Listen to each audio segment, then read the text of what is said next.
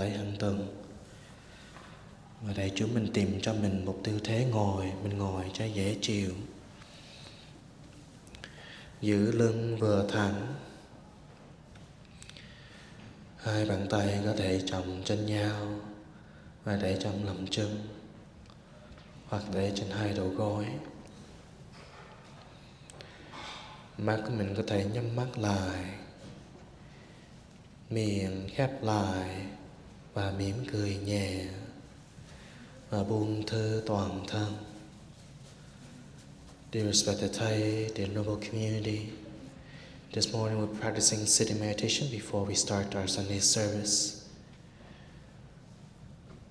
We invite you to find yourself a comfortable posture.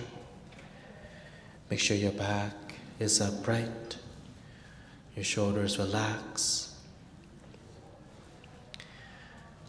Your hands can be placed on your lap or on your knees. You can close your eyes. Keep a light smile on your face. And relax your whole body. Đó.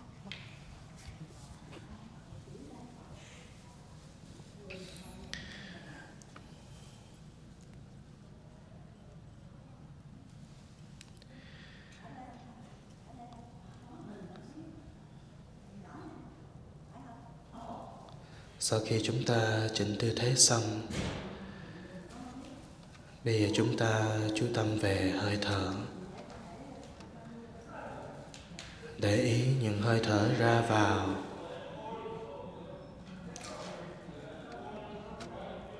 Khi mình thở vào, mình nhận biết đây là hơi thở vào. Khi mình thở ra, mình nhận biết đây là hơi thở ra. Vào, ra. Mình thở tự nhiên, mình không ngừng dồn ép hơi thở. Once you establish your posture, bring all your attention to your breathing. Become aware of your in-breath as you breathe in, and become aware of your out-breath as you breathe out. In, out. Breathe naturally, and there's no need to control or force your breathing. Mình sẽ bắt đầu buổi ngồi thiền bằng 3 tiếng chuông. We'll begin the session with 3 sounds of the bell.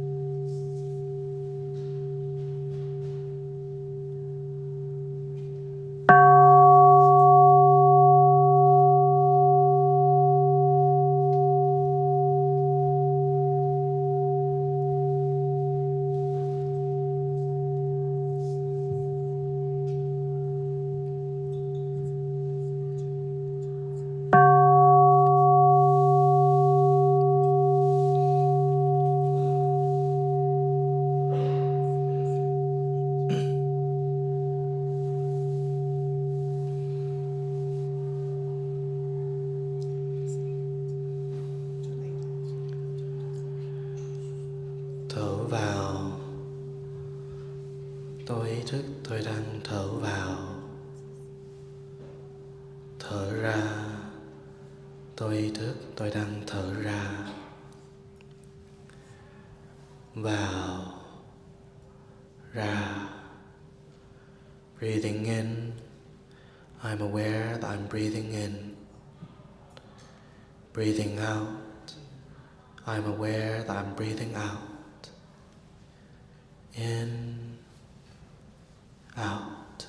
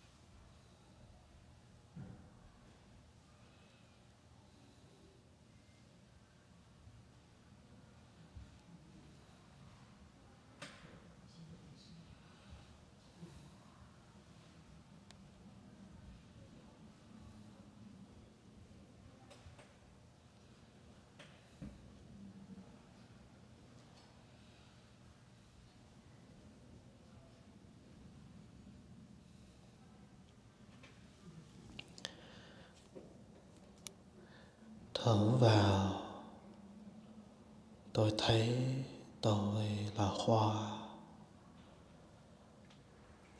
Thở ra, tôi cảm thấy tươi mát, là hoa tươi mát. Breathing in, I see myself as a flower. Breathing out, I feel fresh. Flower, fresh.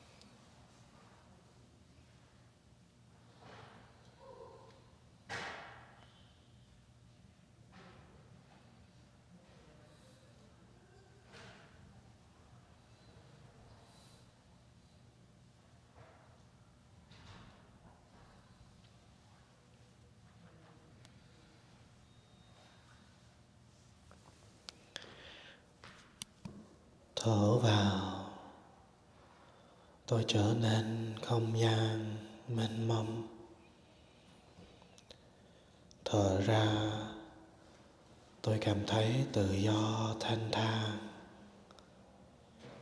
Không gian thanh thang. Breathing in, I see myself as space. Breathing out, I feel free. Space, freedom.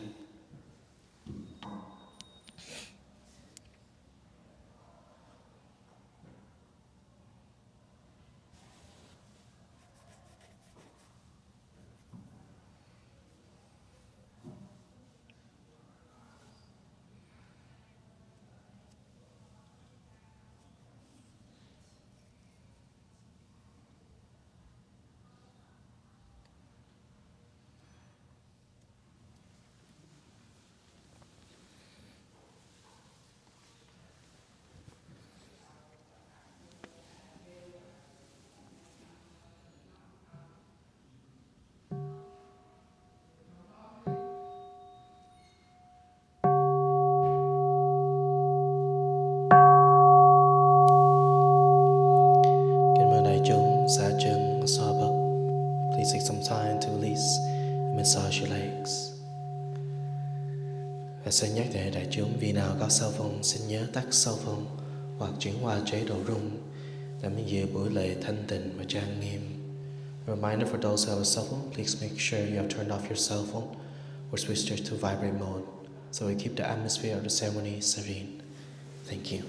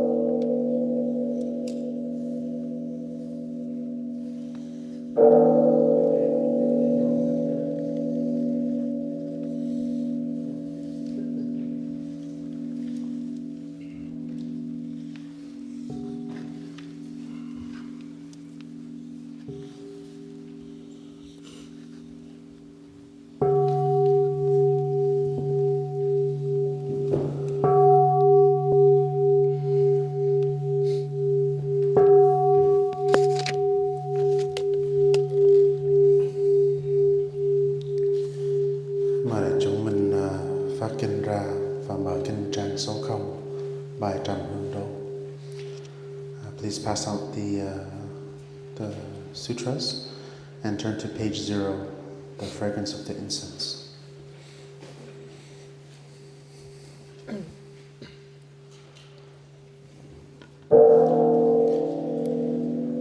Trầm hương đốt, sống ngàn mười phương, nguyện kinh đức hiền từ vô lượng, cầu xin chứng tâm thần chúng con.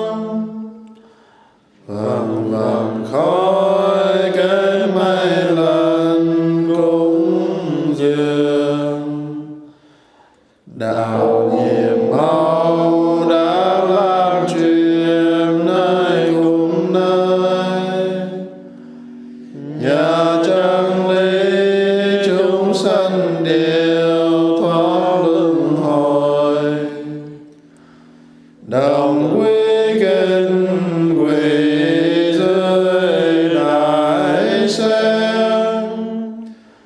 dâng hóa thân tinh khiết màu thắm tươi cần, đại quang minh sáng huy hoàng trang nghiêm, ở mười phương điều ngự hào quang an lành, nhìn đạo uyên chuyên soi khắp cùng quần sanh, Phật đạo đồng cùng nhau tu tinh tấn mau viễn thần.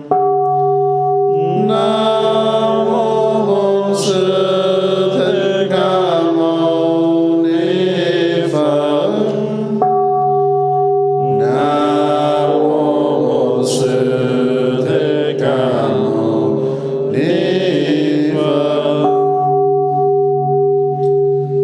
Xin cho khói trầm thơm kết thành mây năm sắc, dâng lên khắp mười phương cúng dường vô lượng bục vô lượng chư Bồ Tát, cùng các thánh hiền tăng nơi pháp giới dung thông kết đài sen rực rỡ, nguyện làm kẻ đồng hành trên con đường giác ngộ sinh mọi loài chúng sanh, từ bỏ cõi lãng quên theo đường giới định tuệ quay về trong tỉnh thức.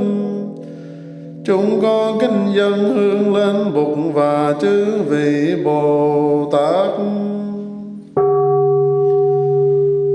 Hôm nay đệ tử chúng con thành tâm phụng đổi trước tam bào, chỉ thành dân hương cúng dường ba ngôi vô thượng, chỉ thành trì tùng ôn tụng lời Phật dạy, quyết theo pháp Phật làm lành bảo đền công ơn hóa độ.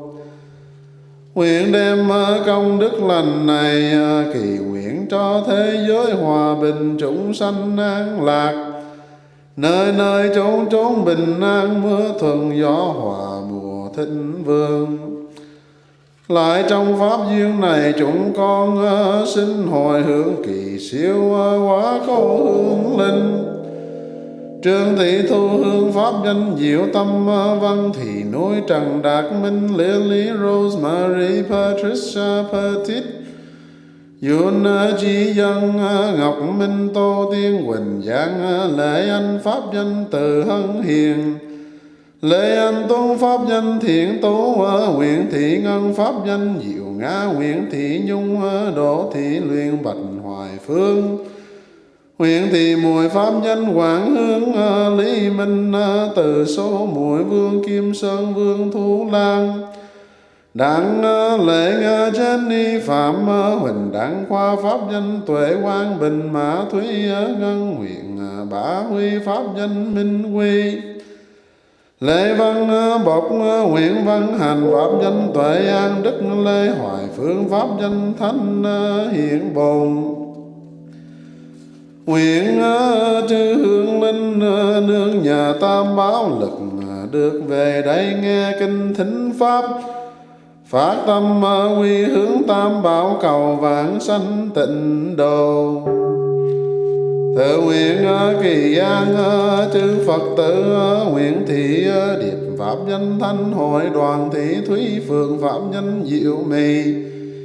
Di ngọc huyền pháp danh diệu hào vũ chu nhường pháp danh nguyện thái đặng ngọc thông. Huỳnh phê liếp pháp danh nhật tiếng khu thì mùi khu cầm vọt.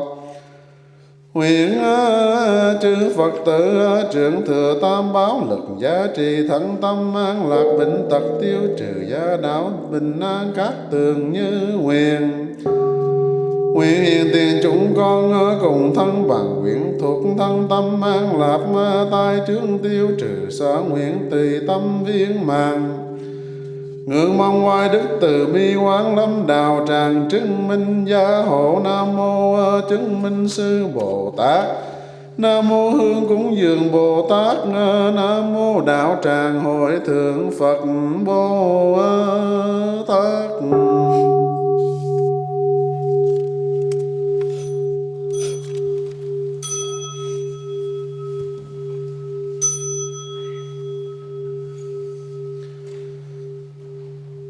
Xin tốt như hoa sen rạng ngời như bắt đầu. Xin quay về nương náu bậc thầy của nhân thiên. Sen quý nở đài giác ngộ hào quang chiếu rạng mười phương. Trí tuệ vượng tầm pháp giới từ bi thâm nhuận non sông. Vừa thấy dung nhan điều ngữ trăm ngàn phiền não sạch không. Hướng về tán dương công đức tinh chuyên đạo nghiệp vung trọng. Nhân tâm kinh lễ bụng phạm tăng thường trụ trong mười phương.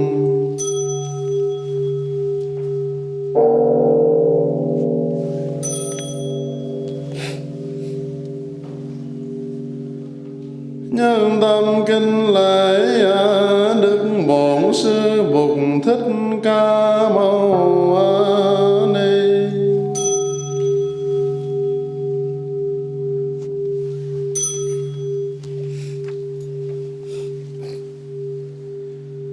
Nhân tâm kinh lễ liệt vị tổ sư qua các thời đại từ Tây Trung Việt Nam cho đến hải ngoại.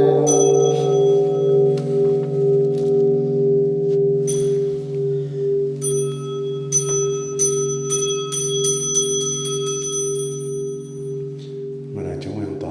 Please be seated.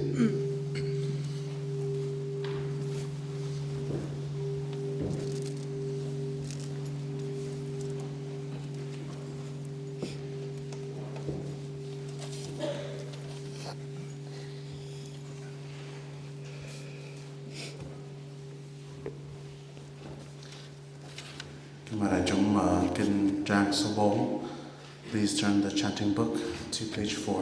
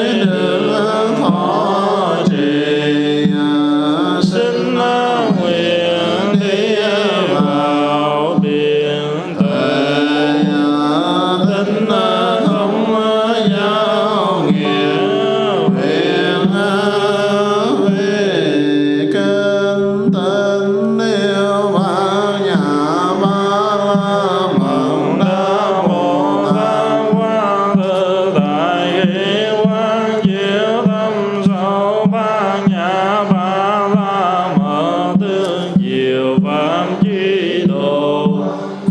Thầy năm quân đều không có tự thân tự chứng điều ấy, xong Ngài vừa thoát tất cả mọi khổ đau. An nan nghĩa đây xa lời từ, chẳng khác gì không. Không chẳng khác gì sáng sáng chính thường là không. Không chính thường là sanh, còn lại bốn quân kia cùng đều như vậy cả. Xa lời từ nghe đây thề Mọi vật đều không. Không sanh cũng không diệt, không nhớ cũng không sanh, không thêm cũng không bớt, cho nên trong thân không không có sang thọ thường cũng không có hành thức, không có nhãn nhĩ thị địa thân ý sao cảnh, không có sơ thanh hương vị dụng pháp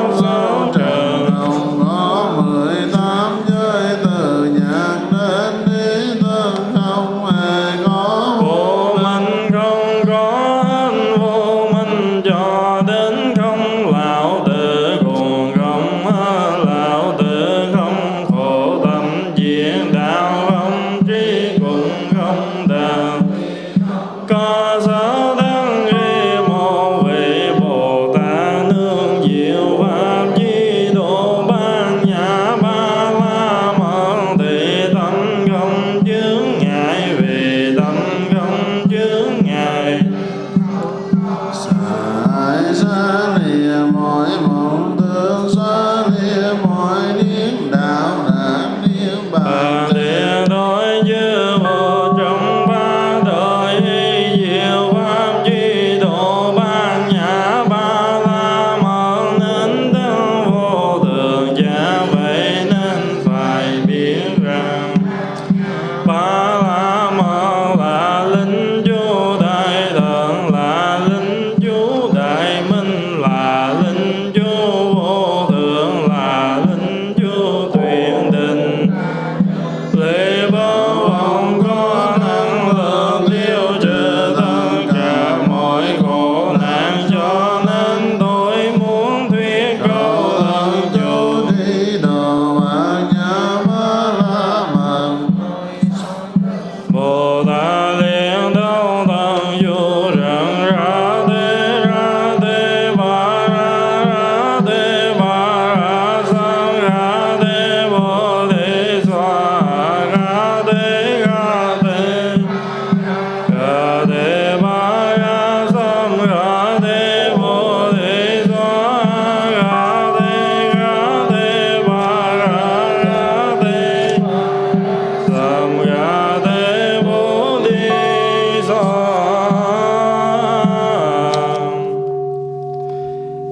Kinh 8 điều giác ngộ của các bậc đại nhân. Là đệ tử Bụt thì nên hết lòng ngày cũng như đêm đọc tụng và quán niệm về 8 điều mà các bậc đại nhân đã giác ngộ. Điều thứ nhất là giác ngộ rằng cuộc đời là vô thường, chế độ chính trị nào cũng dễ sụp đổ. Những cấu tạo của 4 đại đều trống rỗng và có tác dụng gây đau khổ.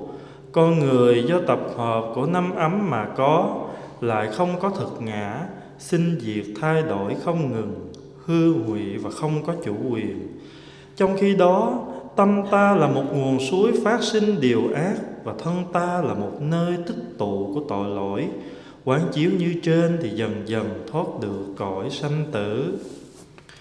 Điều thứ hai là giác ngộ rằng càng lắm ham muốn thì lại càng nhiều đau khổ.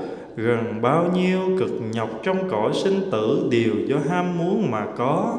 Trong khi đó, người ít ham muốn thì không bị hoàn cảnh sai sử, lại cảm thấy thân mình và tâm mình được thư thái.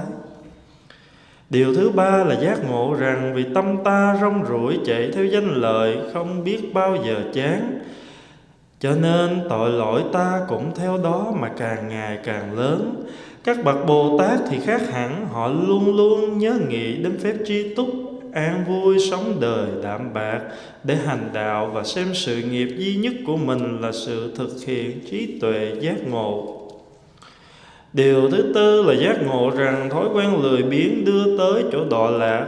Vì vậy, con người phải chuyên cần hành đạo, phá giặc phiền não, hàng phục 4 loài ma và ra khỏi ngục tù của 5 ấm và 3 giới. Điều thứ 5 là giác ngộ rằng chính vì vô minh nên mới bị giam hãm trong cõi sanh tử. Các vị Bồ Tát thường xuyên nhớ rằng phải học rộng, biết nhiều, phát triển trí tuệ, đạt được biện tài để giáo hóa cho mọi người, đưa cho tất cả đạt tới niềm vui lớn. Điều thứ 6 là giác ngộ rằng nghèo khổ cho nên người ta sanh ra nhiều oán hận và căm thù, và vì thế lại tạo thêm những nhân xấu. Các vị Bồ Tát biết thế, cho nên chuyên tu phép bố thí, coi kẻ ghét người thương như nhau, bỏ qua những điều ác mà người khác đã làm đối với mình, mà không đem tâm ghét bỏ những ai đã làm ác. Điều thứ 7 là giác ngộ rằng 5 thứ dục vọng gây nên tội lỗi và hoạn nạn.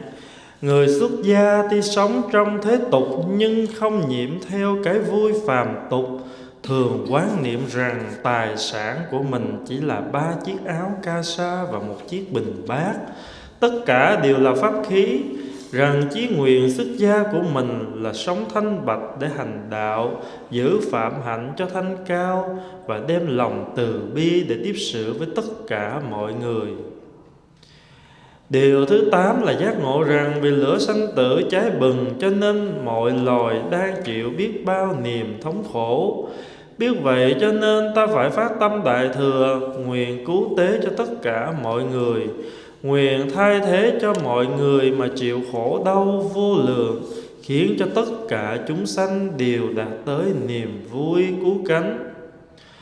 8 điều nói trên là những điều giác ngộ của các bậc đại nhân, Bụt và Bồ Tát. Những vị này đã tinh tấn hành đạo, tu tập từ bi và trí tuệ, đã cởi thiện pháp thân để đến được bến niết bàn. Khi trở về lại cõi sanh tử độ thoát cho chúng sanh, các vị đều dùng 8 điều giác ngộ ấy để khai mở và chỉ đường cho mọi người, khiến cho chúng sanh ai cũng giác ngộ được cái khổ của sanh tử, lìa bỏ được ngũ dục và hướng tâm vào con đường thánh. Nếu đệ tử Bụt mà thường đọc tụng 8 điều này, thì mỗi khi quán niệm diệt được vô lượng tội, tiến tới giác ngộ, mau lên chánh giác, vĩnh viễn đoạn tuyệt với sanh tử, thường trú trong sự an lạc. Dear community, please listen. The discourse on the 8 realizations of the great beings. Wholeheartedly, day and night, disciples of the Awakened One should recite and meditate on the 8 realizations discovered by the great beings. The first realization is the awareness that the world is impermanent. Political regimes are subject to fall. Things composed of the 4 elements are empty, containing within them the seeds of suffering. Human beings are composed of the 5 aggregates and are without a separate self. They are always in the process of change, constantly being born and constantly dying.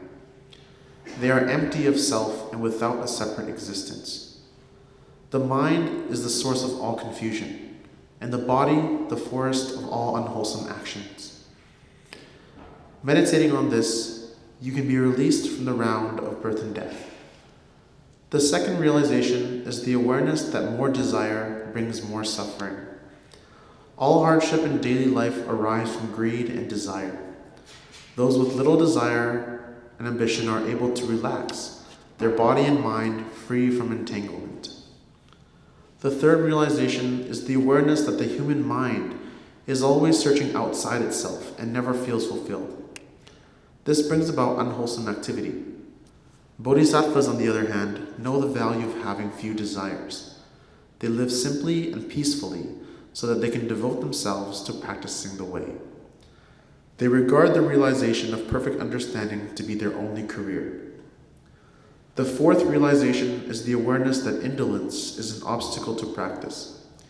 You must practice diligently to transform unwholesome mental states that bind you, and you must conquer the 4 kinds of Mara in order to free yourself from the prisons of the 5 aggregates and the 3 worlds.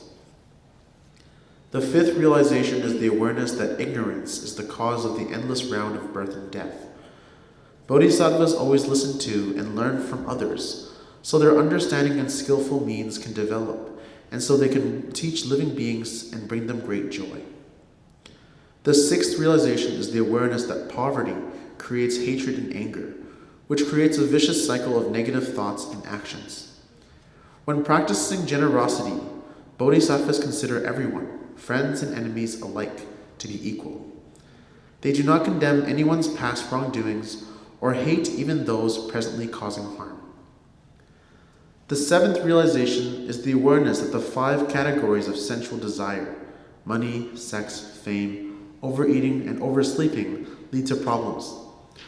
Although you are in the world, try not to be caught in worldly matters.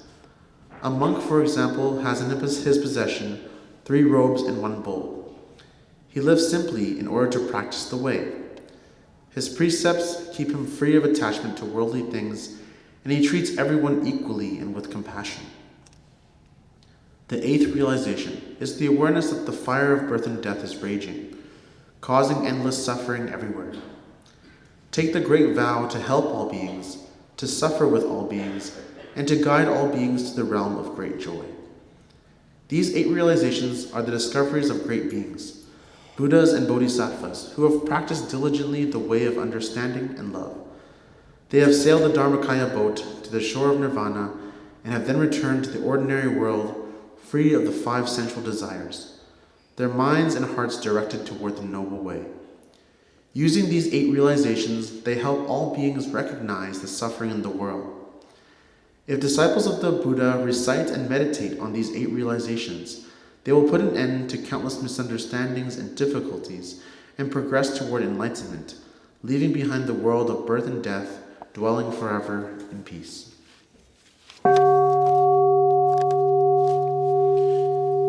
Chúng mở kinh trang số 13. Please turn to page 13.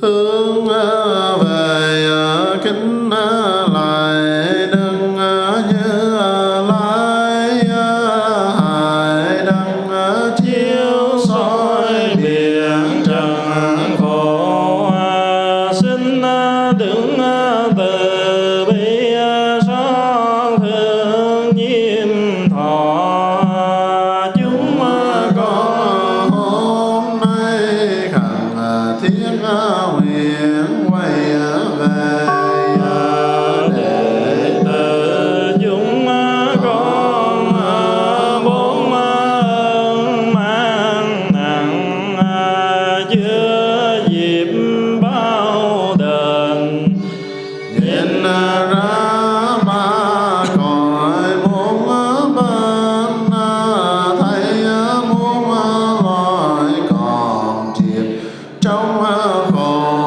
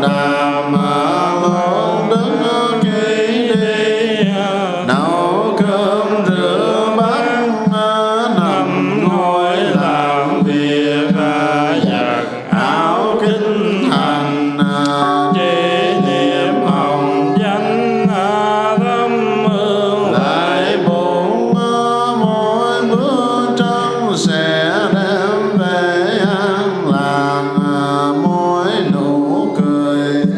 tỏ chiếu thành thơi sống chánh niệm trong mỗi phút giây, là chỉ dạy cho người Thấy con đường thoát khổ, nguyện thấy được tịnh độ dưới mỗi bước chân mình. nguyện tiếp xúc bản môn trong mỗi khi hành sự, bước trên thần địa. Ta giữa chân không thấm lên chỉ sáng diệu tâm, màn vô minh quét sạch Thân tâm tịnh lạc, tự thái thông dòng đến phúc. phổ long chung lòng không luyện tiếng thân không đạo nhân. Ý không hôn mê, chánh niệm rõ ràng, tịnh lặng sâu căn, buông bỏ bao thân vào thiền định. Nếu cần thọ sanh kiếp khác sẽ lại để tự đứng như lai, tiếp theo sự nghiệp cứu đời, đưa mọi loài về bên giác thành tựu ba thân môn trí. Sử dụng năm ấn sáu thần thông hóa hiện ngàn vạn ứng thân, giao qua khắp nơi trong ba cõi, ra vào tự tại hóa độ mọi loài, không bỏ một ai, tất cả đều đưa lên bờ không thôi truyền. thế giới vô tận Nghiệp và phiền não đều cùng vô tận, nguyện con cùng sẽ là vô tận. Con nay xin lại bổn phát nguyện tu trì, chia sẻ với muôn loài hữu tình, để báo được trọn vẹn vẹn bốn ơn và giáo hóa khắp nơi trong ba cõi. Xin nguyện cùng tất cả mọi loài chúng sanh hoàn thành tuệ giác lớn. Chúng kinh trang số 22. Please turn to page 22.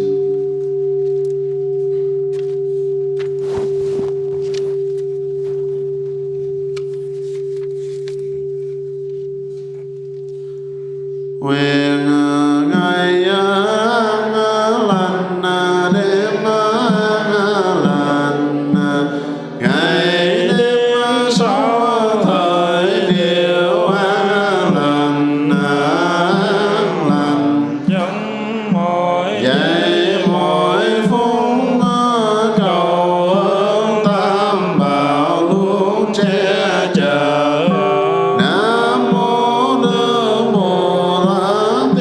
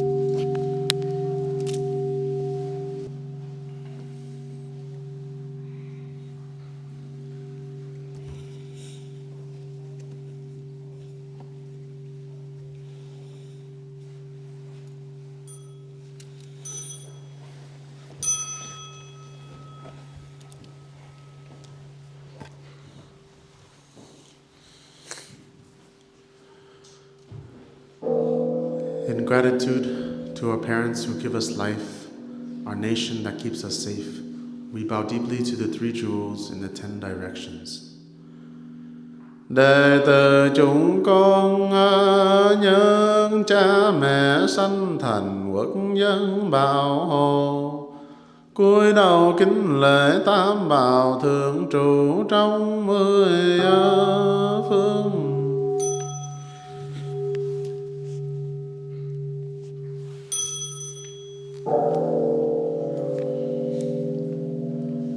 In gratitude to our ancestors, teachers, and friends who support us on our path, we bow deeply to the three jewels in the 10 directions.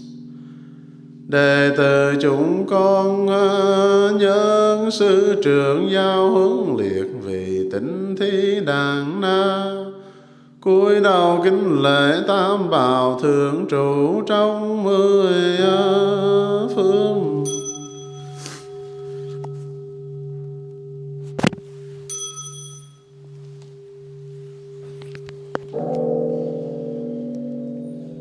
In gratitude to all living beings in the animal, plant, and mineral worlds, we bow deeply to the three jewels in the 10 directions. Đệ tử chúng con nhân mọi loài chúng sanh cây cỏ đất đa, cúi đầu kính lễ tam bảo thượng trụ trong 10 phương.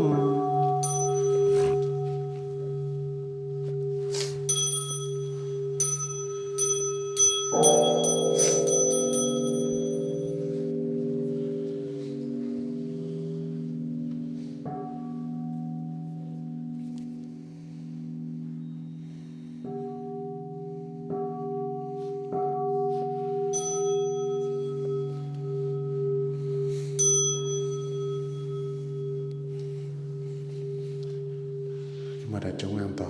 Please be seated.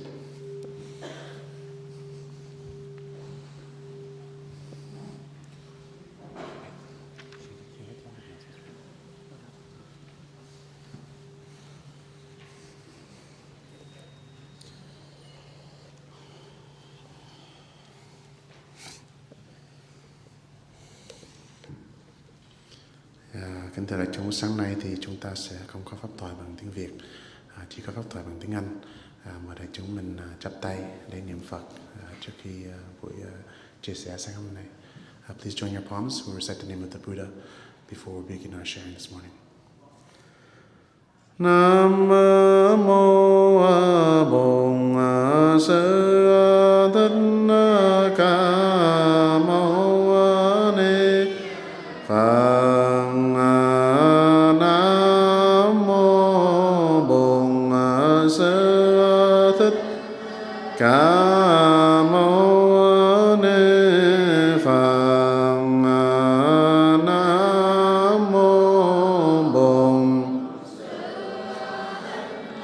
Ca Mâu Ni Phật.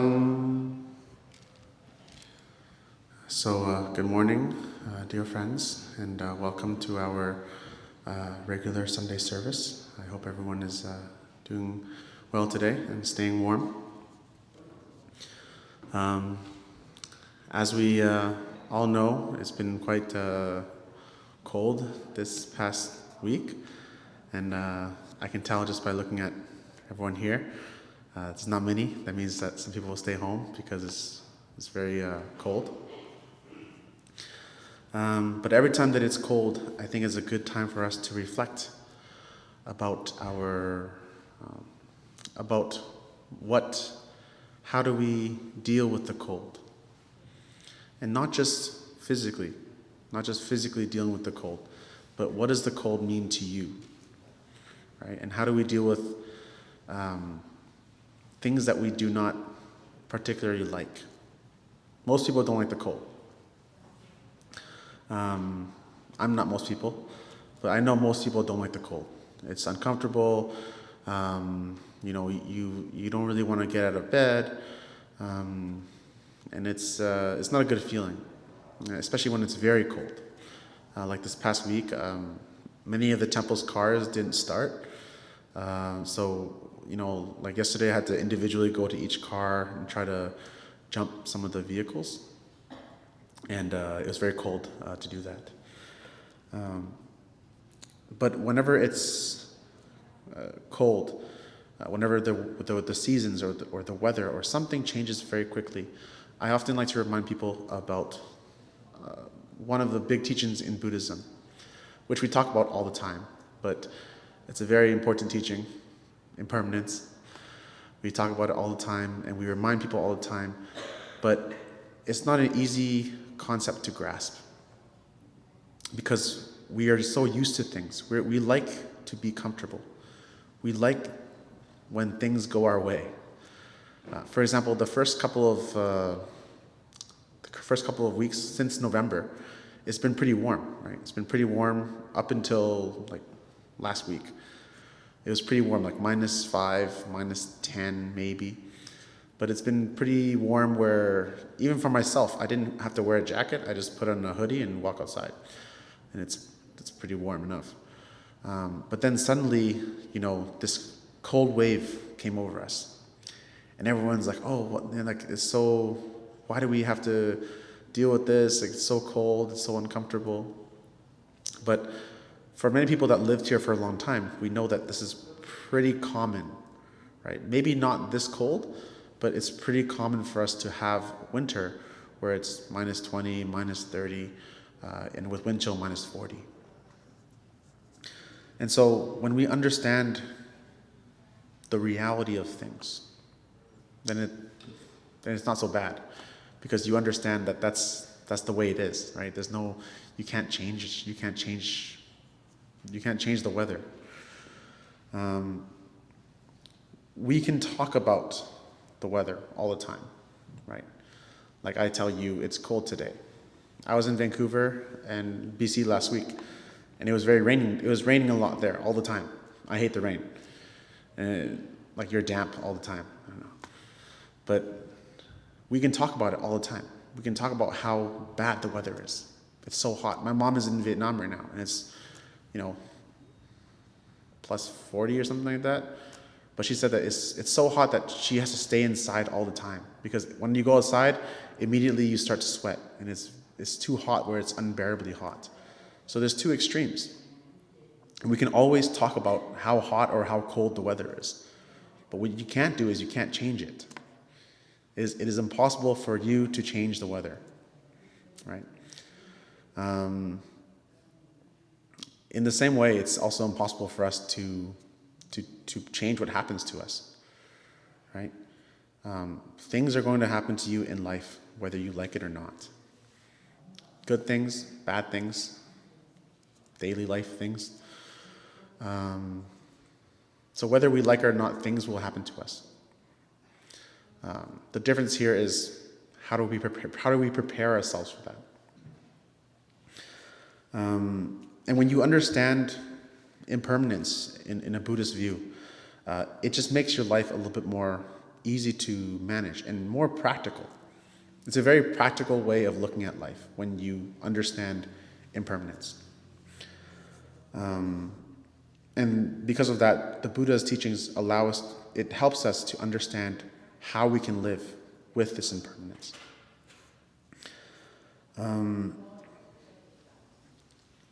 Everyone here has been through something traumatic, right? Whether our parents, grandparents have been through the Vietnam War, escaping communism.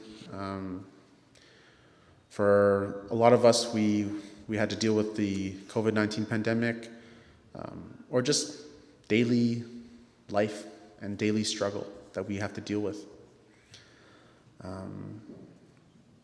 In every aspect of life, right? We have to ask ourselves, are we really actively able to accept losing something? For example, when it was during the COVID-19 pandemic, I was still in school, and I had to do my last semester online, right? So that was something that I was not very happy about, but there was nothing I could do about it. And so I just had to accept that that's how it is, I received my diploma in the mail, like my degree in the mail, and so This is how it is. But when we look at life and we think about impermanence, how are we willing to accept things? When you talk about your livelihood, right? Like your job. Like, what if you lost your job tomorrow? What if you lost your home tomorrow? What if you lost your family? What if you are currently losing your youth at the moment, right? Every day we're getting older. Every day your parents are getting older. So every year you're not getting any younger, you're getting older. The loss of your health, right? If you get an injury as you age, and that's exactly what I'm getting at. There are many things in life that we continually, more or less, lose. And so I remember a story that I read about where a student asked a monk. He said, is it possible that if let's say you lose your house in a fire or in a flood, is it possible for that to happen and not lose your mind? Like hypothetically speaking, if you are, let's say that you lose your house right now, or somebody steals your car, or you lose some major possession in your life, and you ask yourself, would you really be okay with that right now? Most likely you'd probably lose your mind. You'd probably go crazy, and you'd be very upset, and it'd be very difficult to deal with that loss.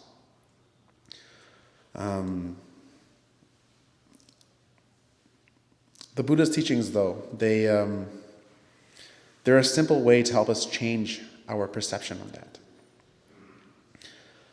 To move away from our ignorance, to move away from our comfort, right? To move away from that kind of unfamiliarity, to move toward our experience, to move toward our understanding. There's another story of a student who asked his master, how do you practice meditation when it's hot, when it's cold, right? Like if it's really hot, I remember there's some days when it's, I think last year, our heating system, it broke down. And so it was very cold in this hall, like freezing. It was like freezing in this hall. And then I think the same thing happened in the summer where the AC broke down, and then it was very hot. It was like a sauna in here. So the student asked his teacher, how do you meditate when it's too hot or when it's too cold? How do you practice? And the teacher said, you have to kill the hot. You have to kill the cold. And people were very confused by this, like, what does that mean? And long story short, what it means is you have to kill the idea of hot and being cold, right? Because that's all it is it's just a feeling. You feel hot, you feel cold, right? It's a feeling that we will experience, right? Physically and mentally, you will feel that. But you can learn a way to change to, I guess, become flexible so that when it's too hot or when it's too cold, you accept it for what it is. Right? When it's too hot, for example, you will sweat. When it's too cold, you will shiver. Right? Physiologically, that's what our body does. But to try to resist that suffering or that inevitability, it's really pointless.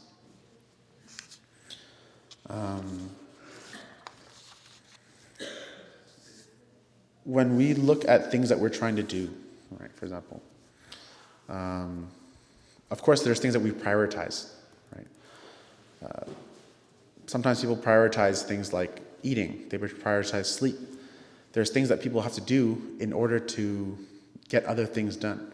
For example, going outside in the cold to start a car, right? If you want to start your car and the car's dead, you have to brave the cold in order to start your car. I remember when I was in school, and there was times when I was very sleepy. I was very, very tired. So, like sometimes on my lunch break, I would go back into my car to take a nap. And even if it was like -30 and it was freezing, I brought like a blanket and everything and just try to be comfortable in a car just to get some rest. Because I was sleepy. And in that time, getting some rest was more, I didn't mind being cold as long as I got some sleep. And in a Buddhist perspective, one of the greatest challenges that we have as people is how we respond to things that we don't like. Like I said, our bodies are very impermanent. We read the sutra earlier on the 8 realizations of great beings. The world's impermanent, right? Our body is impermanent. And old age, disease, our possessions, they will be lost eventually. They will be destroyed eventually. But as the Buddha said, it's inevitable that our lives cannot be affected by what we call the worldly winds. Pleasure, pain, gain and loss, fame, prosperity, praise and blame. But we always like to cling to these things. We like to hold on to these things.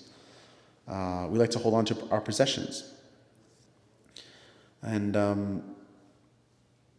when we hold on to them, they make us suffer. And we become frustrated. We become upset and overwhelmed with those emotions.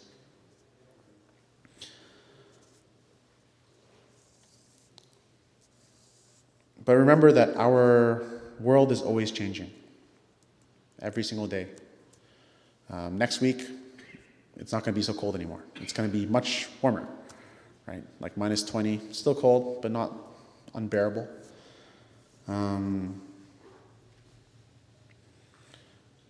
Our body, right? In every moment, our bodies are changing. Cells are continually dying and continually being reborn, regenerating. Your hair, right? Your hair grows, your nails grow, you cut them.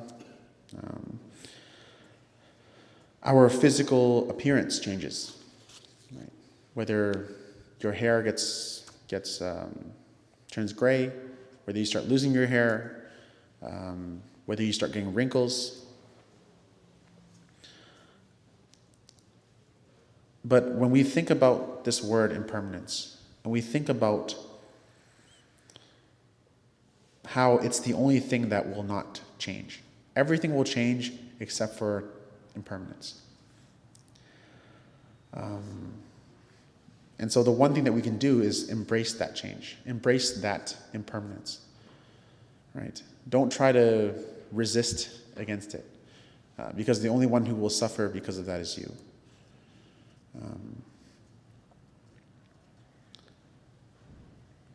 The Zen master Tinyakan, he said, impermanence does not necessarily lead to suffering, but what makes us suffer is wanting things to be permanent when they are not. And all of us want things to be permanent, right? We want our cars to always work. Right? We want to always be young, energetic. We want our loved ones to always be around us. We want our house to never have problems. We always want to get along with everybody, to love and be close with all our friends always. But whether it's our cars not starting, our house having leaks, people passing away in our lives, or friendships and relationships falling apart, things do not last forever. And instead of being sad about this, and instead of being, kind of drowning ourselves in this suffering, we have to look at it as an opportunity. Because things are not permanent, you have to live like it's not permanent.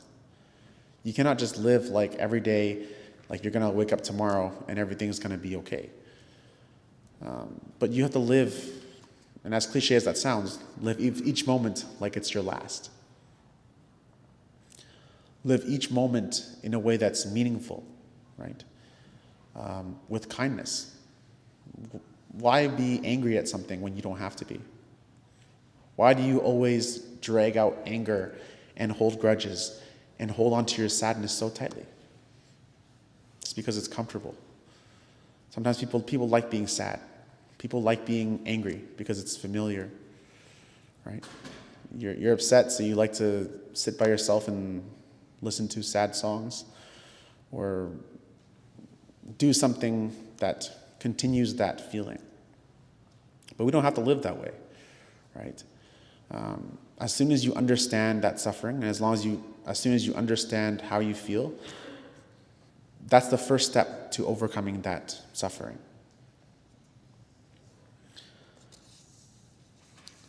There's a lot of things that keep us from understanding impermanence. The first being our self-concept.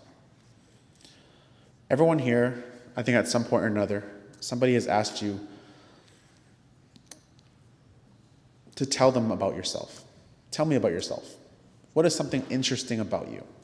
Right? Whether you go to an interview, whether you're meeting friends, I always ask people, what do you like?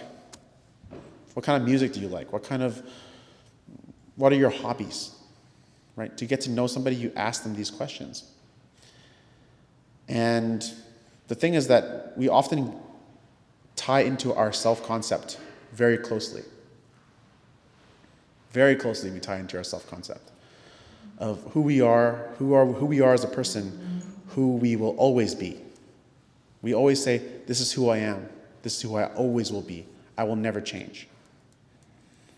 We always say that, like usually, but the truth of the fact is that we are changing all the time, right? And perhaps what you liked when you were a teenager, what you liked when you were 15 is not the same thing you'll like when you're 25, right? What you like when you're 25 is not the same thing as you'll like when you're 35, 45, 55. I've had the privilege to know many people in my life, especially many monastics close who I've grown up with. And I've seen people who have full careers and change it when they're 40, right? I've had people who wake up one day and they say, I don't want to do this anymore. I've been to university, and I remember when I first saw somebody that was a little bit older, because usually young people in university and college, but occasionally you'll see somebody that is a little bit older than everyone else. Maybe they're 30 or 40 or 50. And I remember the first time I asked, I had a partner on a project who was a little bit older. And I said, what made you want to go back to university? Like at your age, like no offense. But like they said, because I wanted to try something different. My old job wasn't making me happy anymore. And that's something that I'll always learn from that. Because even though you are physically aging, right? But if you keep your mind young, right, and you always want to learn, you're never really old. And this is what I always tell people. Always have this mentality for yourself. Always be a student, right? Always be a student. Even if you are a teacher, always be a student. Always find a way to learn from everyone, right? Doesn't matter how old they are, doesn't matter how young they are, doesn't matter how different they are, right? Always find a way to be a student. When I have time, I always like to read different religious texts and to try to understand what is the difference between other people's religion and Buddhism. What is the difference between other people's beliefs and ours? And the truth of the fact is that it's not that different, right? We all want the same thing. We all want to be peaceful. We all want to be happy. We all don't want to fight each other. But we do because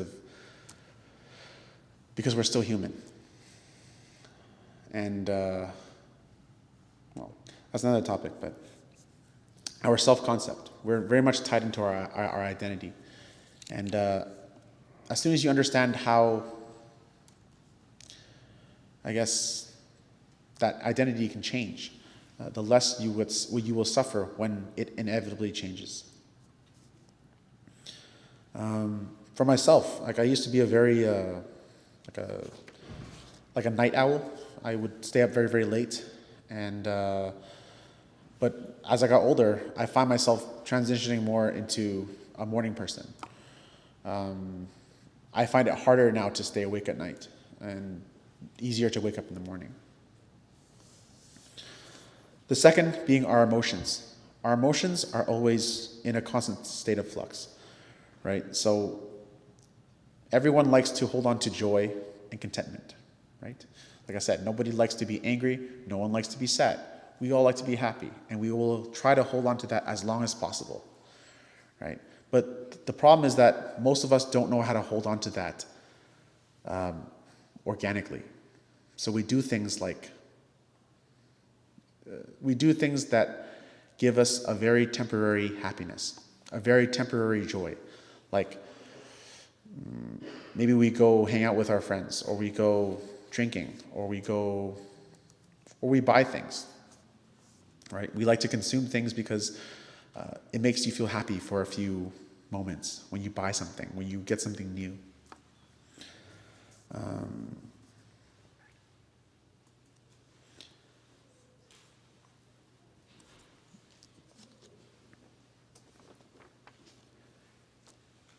So in the future, when we have an emotion that we don't like, for example, like if you're anxious, don't just try to get rid of it.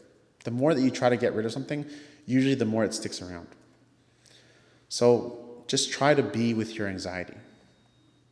Try to understand your anxiety, right? Slow down a little bit and try to just embrace your anxiety for what it is. I'm anxious, I know that. I know I'm anxious. I know I'm stressed.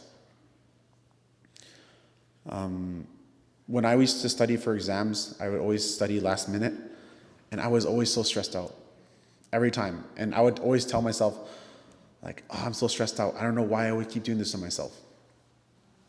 And of course, like, there's no magic way to get rid of stress other than just being with your stress, being with your anxiety, just being present, really. The more that you worry about something that's going to hypothetically happen in the future, the more anxiety you will feel. Because that's in the future. There's no possible way of predicting it, right? But we always worry about it because that's what our brains are programmed to do. And so the more that you are just present and here and now, the more you'll feel that you will be less anxious as long as you're here. Right? As long as you're present, not just for you, but of course for your family, for your friends, the people that really matter.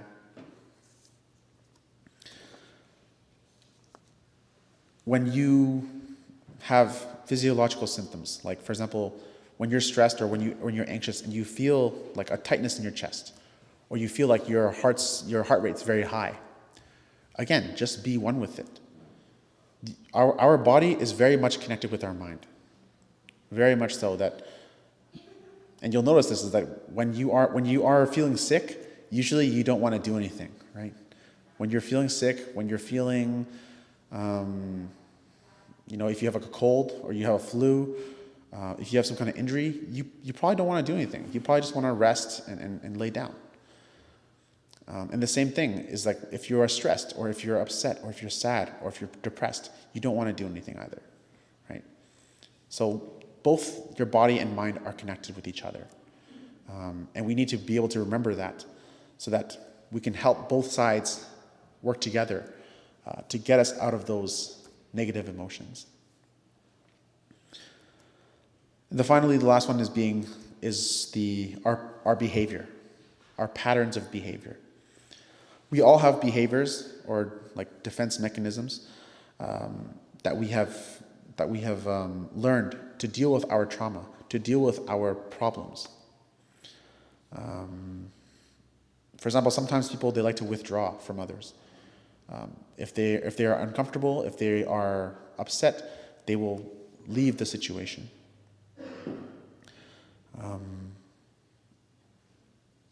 And for us to overcome our impermanence, we have to be able to understand these defense mechanisms. We have to be able to understand our behavior, to look deeply at our behavior, especially in times of stress, and especially in times of anxiety, especially when we don't want to. Usually we don't want to look at our behavior. We don't want to look how we're acting, right? And usually it's not until after a situation when somebody tells us, oh yeah, this is how you were acting, and we look back at it and we say, oh, I probably shouldn't have reacted that way. But it's too late because you already reacted that way. So when you have the space for yourself, for example, when you practice meditation, when you're able to be calm and look deeply into your behavior, into how you react to things. Whenever people are upset or angry, I always tell them, before you react, breathe. At least 3 times, if you can, 10. If you're really, really angry, 10.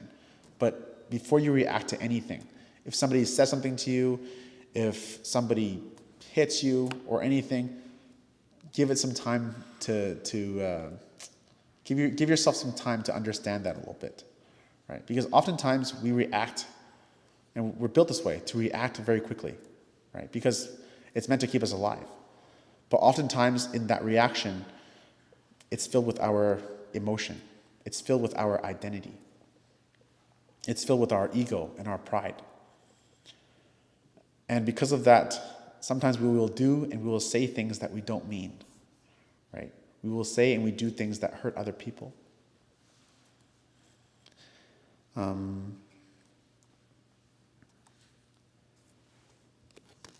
So in the future, when you recognize your defense mechanism, you can just practice embracing it.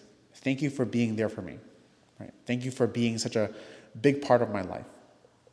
Because our defense mechanisms have protected us, but sometimes they overprotect us. Sometimes they overdo it, and we end up doing things that we regret or that push us further into our suffering.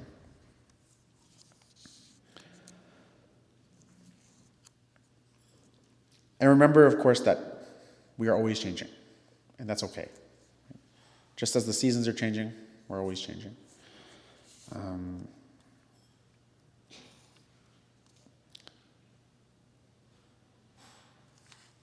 We can't change snowy days. We can't change cold days. But what do? You put on a jacket, right? You usually put on a jacket. You put on a scarf. You put on a toque to keep yourself warm. But you don't, I think most of us, we don't let the weather give us a bad day, right? Even when the weather, I have a friend, every time that it's really cold and snowing, he'll always ask me if I want to go to the outdoor rink. When it's like minus 30, he's like, do you want to go out to play hockey in the outdoor rink? I'm like, it's pretty cold, but sure. And occasionally we do go out when it's really cold, but just, I like that because it reminds me to never let things, and especially the weather, something that's very natural, ruin your day. Just prepare for it. And in the same way, when you get bothered or when you have a bad day or when something unexpected happens to you, don't let it ruin your entire day, right? But put on that jacket. Put on a mental jacket. Put on a mental barrier or shield to protect yourself. But don't drown yourself in that suffering, and don't allow yourself to drown in that suffering caused by external conditions. Because at the end of the day, you are capable and you are the captain of your own ship. You are the boss. So you control what happens inside. And as long as you remember that, you will suffer a lot less. So that's a little bit of what I wanted to share with you today.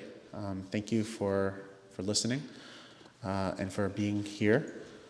Before we end, I have a few announcements. Next week, on the 21st, we have the Buddha's Enlightenment Day ceremony at 10:30. And on Thursday, the 25th, we have our precept recitation at 7:30.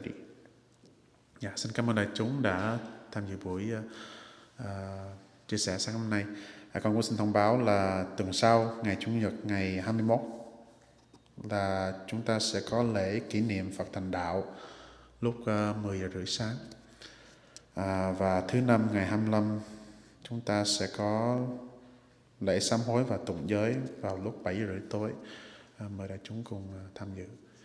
Dạ, bây giờ mời đại chúng mình có thể xả chân. Please release your legs before we stand up. Và sau đó những vị nào có người thân cúng xin qua phía bên phải.